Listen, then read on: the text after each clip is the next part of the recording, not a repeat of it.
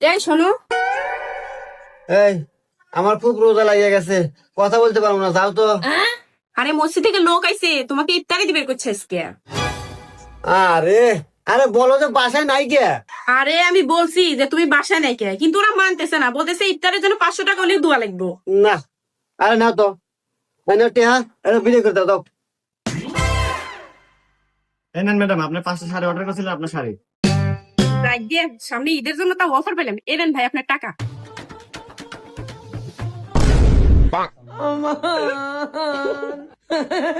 আরে বুঝো না কেন, তুমি রাগ করো কে? আরে এসে কালেকশনে ঈদের জন্য অফার চলতেছে, প্রত্যেকটা শাড়িতে 100 টাকা করে ডিসকাউন্ট চলতেছে। এই জন্য আমি এসে কালেকশন থেকে 5টা শাড়ি অর্ডার করছি, দাম আসে 3000 টাকা। 500 টাকা ডিসকাউন্ট করে দাম আসে 2500। আমার কাছে ছিল 2000 টাকা, তোমার থেকে 500 টাকা নিয়ে আমি ডেলিভারিটা রিসিভ করে নিলাম।